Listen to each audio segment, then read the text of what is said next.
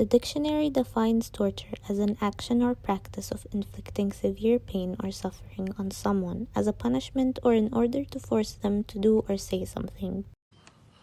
You love this. Adrenaline. Now this is so you don't pass out. There you go. How does that feel? Good. Even though physical torture has been banned by international laws, it's hard to imagine that people would still not resort to it, especially when it comes to movies and entertainment, as we find great pleasure in watching violence, as it allows people to express and relieve their emotions in appropriate ways. The importance of visualizing violence and torture is to make us feel something. But what happens when we can no longer heal our wounds? What happens when the pain lasts a lifetime because that is just the way of the world? What happens when the torture becomes internal and our worst scars are in our minds?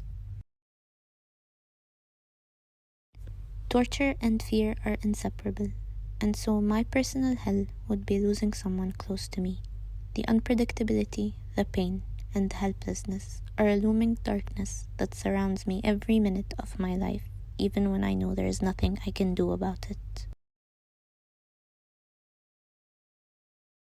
To others, torture might be the fear of rejection, whether it's a job interview, a love confession, or meeting new people. The shackles of fear make them miss out on life by thinking that everyone is against them. Thinking that you have no knowledge to achieve something, procrastinating, telling people that you will fail to keep expectations low. These are all excuses we use to cover up our fear of failure, either because of a critical upbringing, trauma, or not achieving something exactly as planned.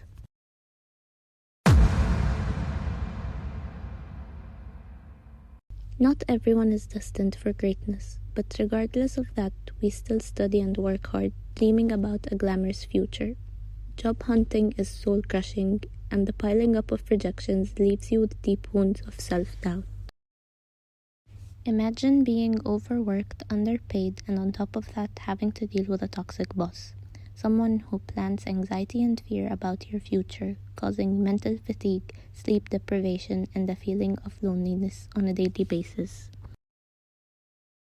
The physical and emotional exhaustion of a burnout can make you feel less accomplished or even lose your personal identity in areas where you're always required to be on top of your game.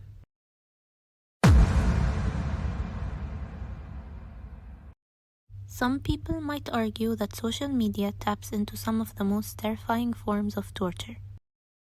Sleep deprivation is caused either due to the impact of the content being viewed, the blue light that signals to the brain to stay awake, or the fear of missing out.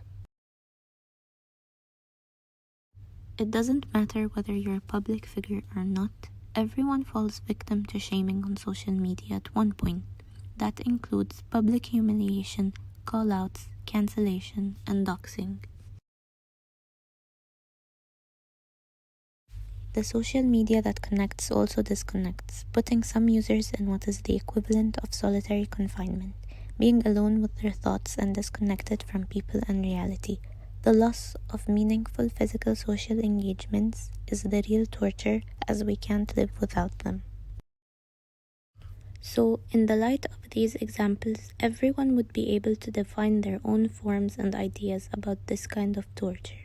If we break free from what is causing pain to our minds, we will live in a better world.